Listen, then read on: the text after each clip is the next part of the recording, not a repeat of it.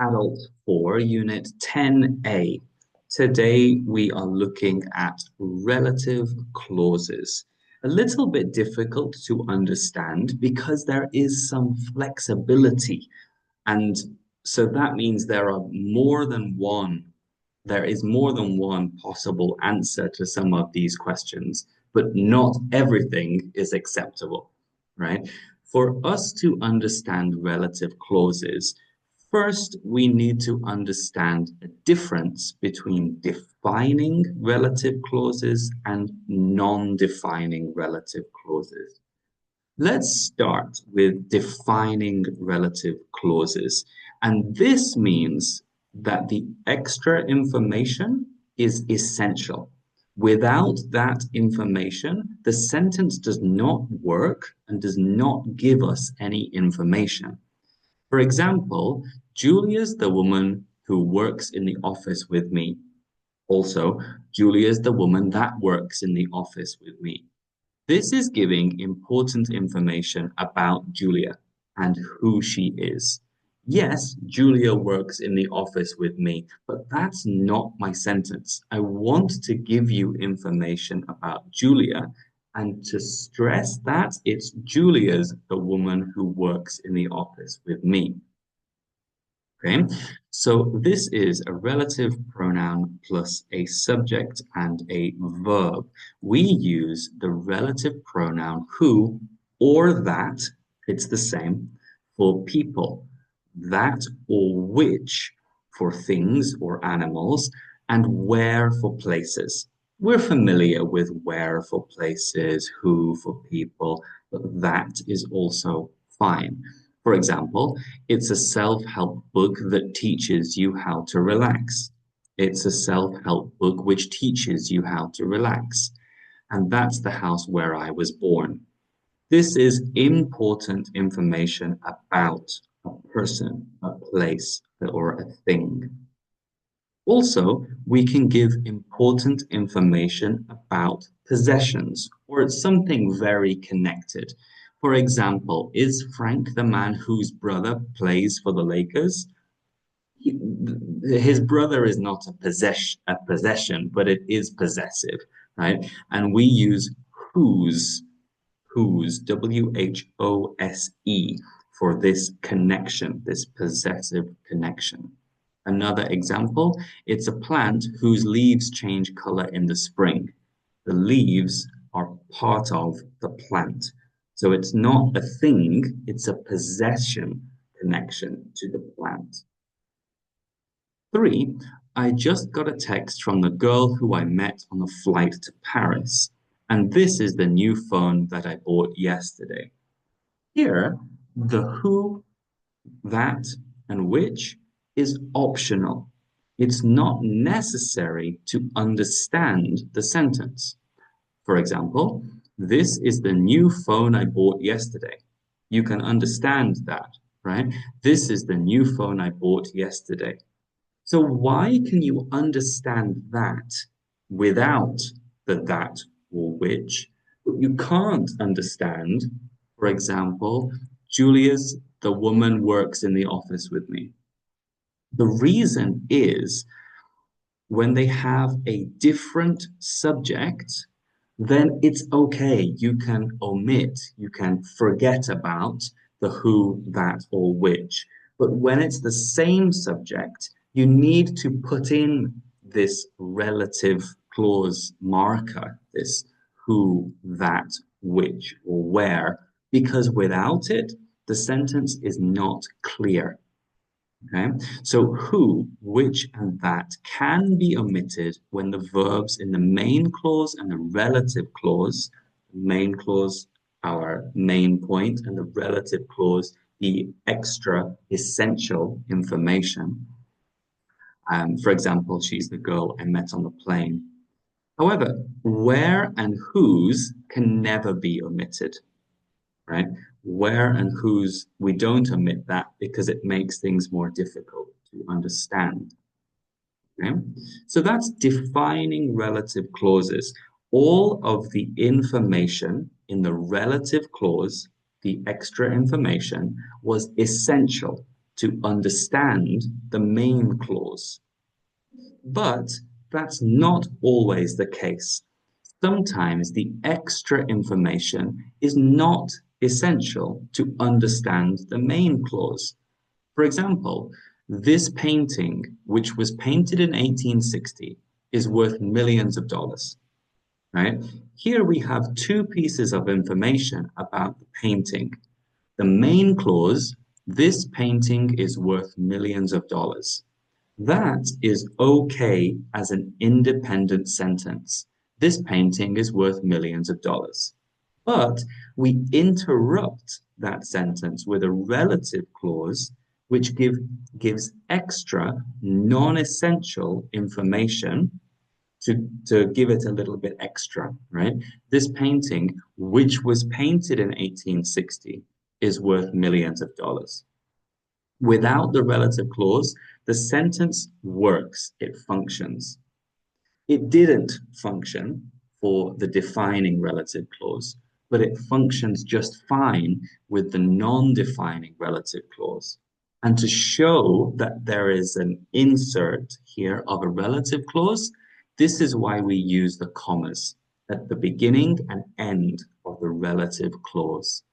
This painting, which was painted in 1860, is worth millions of dollars. Last week I visited my aunt, who's nearly 90 years old. Burford, where my grandfather was born, is a beautiful little town. My neighbor, whose son goes to my son's school, has just remarried. All of these relative clauses give non-essential, interesting, but non-essential information about the, the aunt, the little town, and the neighbor. Okay?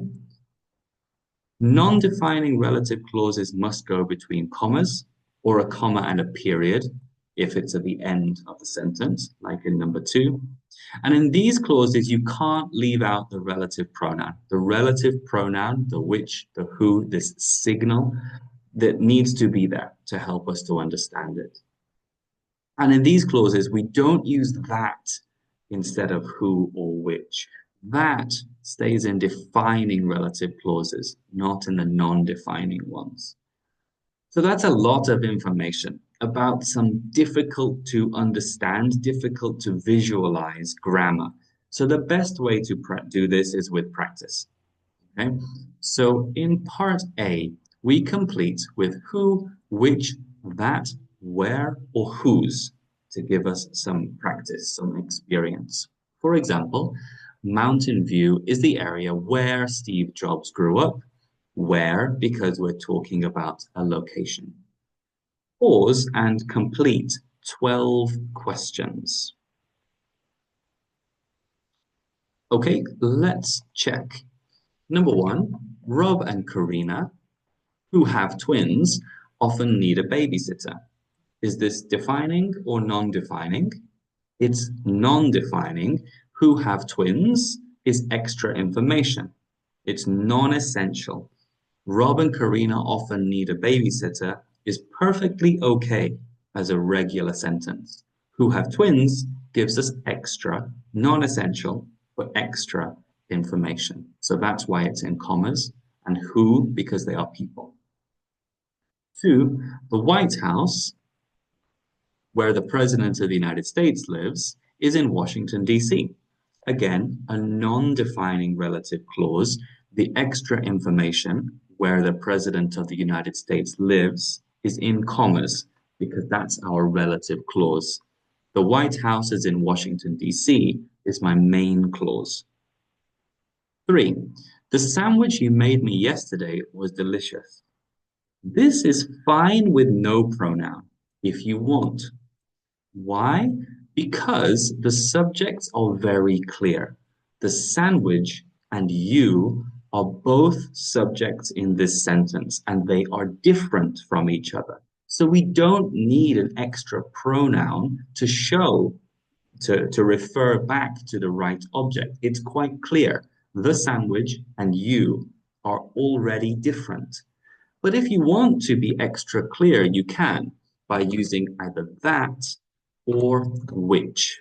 because the sandwich is an object. The sandwich that you made me yesterday was delicious. The sandwich which you made me yesterday was delicious. Or the sandwich you made me yesterday was delicious. All three options are perfectly okay and grammatically correct in English. Number four, the woman who lived here before us was a writer. Also, the woman that lived here before us was a writer. But here, number four is different to number three. I have to use the pronoun here because the woman is the only subject I have. I don't have two different, clearly understandable subjects. So I need to use the pronoun to absolutely be clear that I refer to the woman. The woman who lived here before us was a writer. The woman that lived here before us was a writer. Number five, Stieg Larsson, whose books from the Millennium Trilogy died in 2004. Yes, Stieg Larsson is a person and the books are things, but this is a possessive relationship between the author and his books. Therefore, whose is the correct pronoun in this non-defining relative clause. Number six, my computer is a lot faster than the one you bought. Here, it's not necessary to use a pronoun, but if we want to, we can. We could use which, or we could use that, because this is a defining relative clause, and the two subjects are very clearly different. My computer and you bought. My computer and you are clearly different. So it isn't necessary to use a pronoun, but we can to be extra clear about the difference. Seven, the Mona Lisa, which has been damaged several times, is now displayed behind bulletproof glass. This is a non-defining relative clause because it's giving extra information. For that reason, which, not that. That was in defining relative clauses. This is non-defining. Eight, look, that's the woman whose dog bit me last week. The relationship between the woman and the dog is a possessive relationship. Nine, on our last vacation, we visited Stratford-upon-Avon, where Shakespeare was born. This is a non-defining relative clause, giving extra information about a location. Stratford-upon-Avon is a location, and it's where Shakespeare was born. The information here is at the end of the sentence, so just one comma. 10. We all went to the game except Marianne, who doesn't like basketball. Again, non-defining relative clause at the end of the sentence to give information about Marianne. For that reason, know that, just who. 11, the man you saw at the party was my boyfriend is totally fine. It's a defining relative clause, and that man you saw are two clear different subjects. However, like in the examples previously, the man who you saw or the man that you saw gives us some extra clarity if we want to. And 12, that's the part where I learned to ride a bike. Remember that, yes, this is a defining relative clause, and yes, there are two different subjects here, but when the pronoun is where for a location or whose for a possession, we can't omit it. We have to include that pronoun where, because without it, it's unclear. It's unclear when we're trying to communicate. Okay? So that completes A and B at the same time. We can move to part C, where we add commas where necessary to the sentences. For example, Caroline, who lives next door to me, is beautiful. This is a non-defining relative clause because Caroline is beautiful is a complete sentence by itself. But who lives next door to me is extra information, non-essential, that I have included Therefore, it's in commas. Pause and complete 6 questions. Okay, number one, this is the place where John crashed his car, does not need any commas. In fact, we can't use any. This is the defining relative clause, so no commas. Two, the museum that we visited yesterday was amazing. Also, no commas. This, the museum that we visited yesterday, is all part of the same subject, right? The museum we visited yesterday, it gives absolutely essential information about what museum it is. This is not extra information. Like the museum that we visited yesterday was amazing. No, this is essential information. So it's a defining relative clause and no commas. But three gives us an example where we do need commas. Beijing, which is one of the world's biggest cities, hosted the 2008 Olympic Games.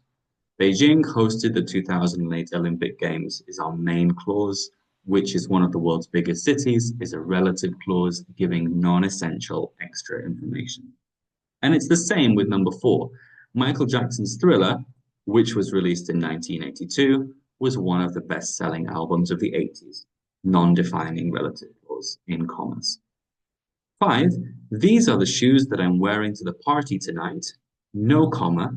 This is a defining relative clause. No commas are necessary. And six, Sally and Joe, who got married last year, are expecting their first baby. That they got married last year is extra non-essential information. So it's a non-defining relative clause and needs commas. Now, the grammar terminology, relative clause, main clause, defining, non-defining, can be a little difficult to understand. A regular English speaker does not know what a relative clause is, right? We are just learning that to help us to shortcut to understand the grammar rules. As always, the most important thing here is practice. This video is just the first step to have a bit of an understanding of the concept, but you really understand the concept when you practice it, okay? So good luck with that, and I'll see you in our next video.